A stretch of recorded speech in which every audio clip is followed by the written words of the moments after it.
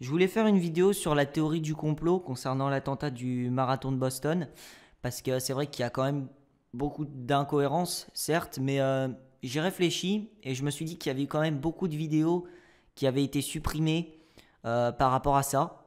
Je ne sais pas si vraiment elles ont été censurées, mais j'ai vu beaucoup de vidéos supprimées et je me suis dit, il vaut mieux pas que j'en fasse une.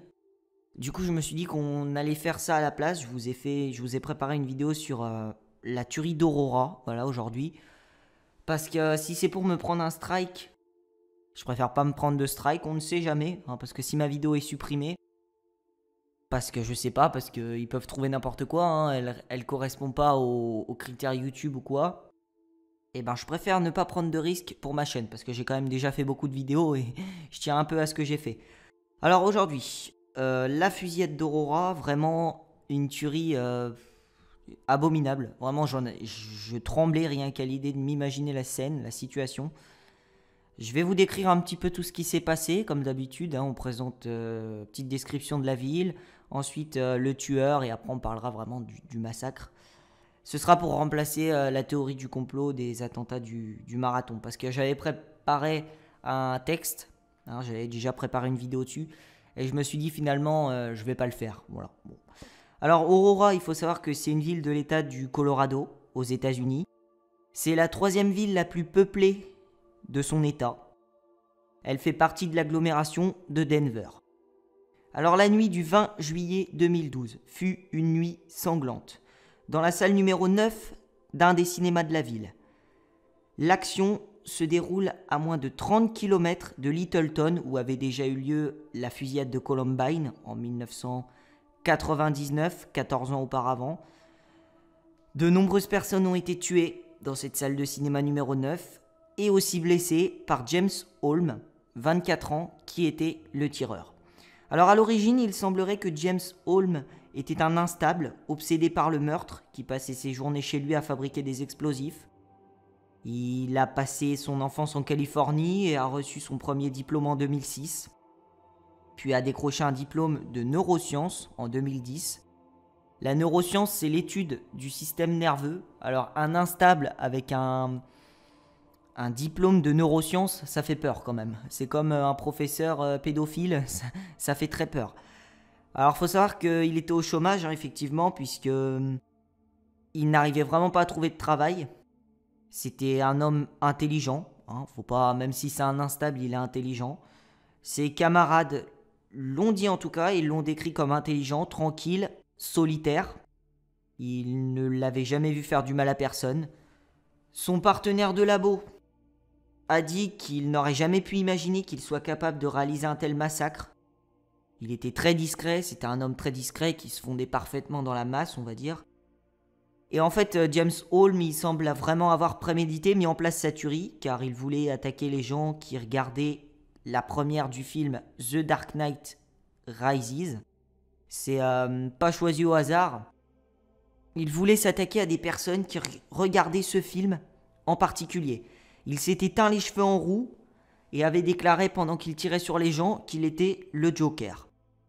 De plus, au cours des 2 derniers mois, Holmes avait acheté légalement plus de 6000 balles et cartouches sur internet.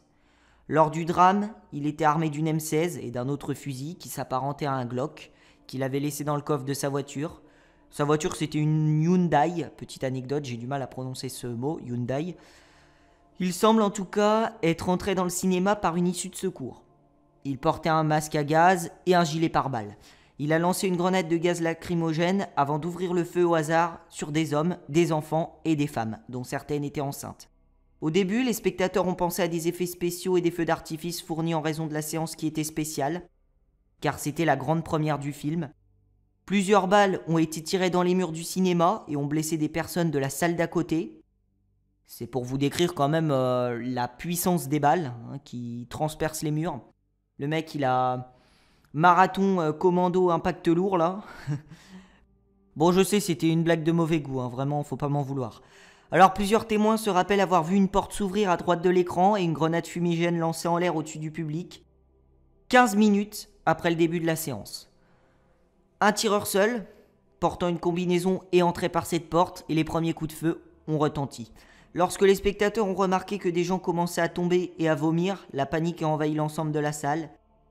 James Holm se déplaçait dans les premières rangées et tirait sur un maximum de personnes possible. Il n'hésitait pas à viser des enfants. Plusieurs rescapés réussirent à s'enfuir, d'autres ont glissé sur du sang avant de sortir de la salle. Holmes sera arrêté sur le champ par la police. Il était resté plusieurs minutes dans la salle et avait touché 70 personnes. Appréhendé dans sa voiture sur le parking du cinéma, il se laissa arrêter sans aucune résistance. Il aurait apparemment agi seul, n'avait pas de complice, et avouera à la police avoir piégé son appartement qui se situait au nord d'Aurora, à peu près 6-7 km du cinéma. Je me rappelle plus exactement la distance exacte. Et effectivement, la police découvrit plusieurs pièces contenant des objets chimiques et incendiaires. Ayant peur que cela explose, les agents feront évacuer 5 immeubles des alentours. Son salon était traversé de câbles métalliques, apparemment connectés à des bouteilles en plastique contenant un liquide indéterminé. Le piège était destiné à tuer et blesser les premières personnes entrant dans l'appartement. C'est un robot en fait qui a été envoyé en premier afin d'explorer les lieux. Et dans son appartement aussi, il y avait une musique extrêmement bruyante qui passait en boucle depuis plusieurs jours. Finalement, la police ignore quelque peu les motivations du tueur. Il semblerait que James Holm n'ait pas laissé une seule trace de lui sur Internet. Aucune page Facebook n'a été trouvée sur lui. En fait, il en existe aussi des centaines qui portent son nom, puisque James Holm, c'est un nom très répandu, surtout dans le Colorado et puis encore plus aux États-Unis. C'est comme, je sais pas, en France, Patrick Durand, voilà, c'est James Holm. Lui se décrit et s'autoproclame, on va dire, comme étant l'ennemi de Batman et affirme être le Joker. Les procureurs ont d'abord pensé à le condamner à mort, dû au fait qu'il avait minutieusement planifié son massacre et qu'il disposait d'assez de munitions pour tuer tous les spectateurs de cette salle de cinéma, soit 400 personnes. La défense, quant à elle, a plaidé l'irresponsabilité pour cause de démence. Le bilan total de morts sera de 12 morts. Il faut savoir que les victimes vont de 6 à 51 ans et le nombre de blessés de 58.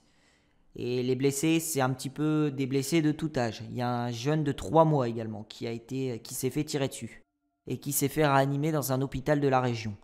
Robert Hanlon, un spécialiste du comportement, c'est une ironie du sort, j'ai envie de dire, puisque lui-même, Robert Hanlon, c'était un spécialiste de la neuroscience, exactement le même, si vous vous rappelez bien au début de la vidéo, la même spécialité que le tueur, qui, en fait, il va effectuer une série de tests sur le détenu et va découvrir un quotient intellectuel passant de 123 quand même, en avril 2013 à 116 en janvier 2014, soit quelques mois d'intervalle.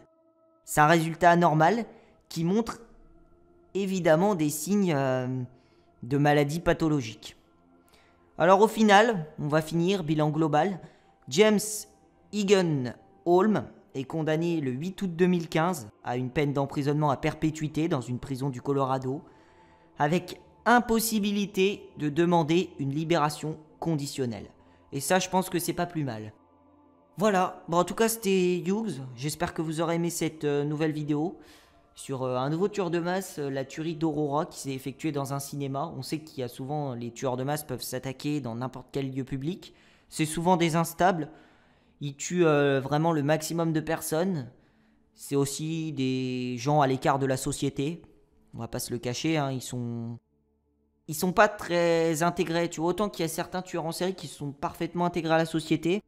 Les tueurs de masse, tu trouveras pratiquement aucun, je veux pas dire de bêtises parce que je les connais pas tous, mais moi pour tous ceux que je connais, t'en as aucun qui est réellement intégré à sa société. Allez, ciao tout le monde et n'oubliez pas, un monde sans crime, c'est comme un assassin sensible.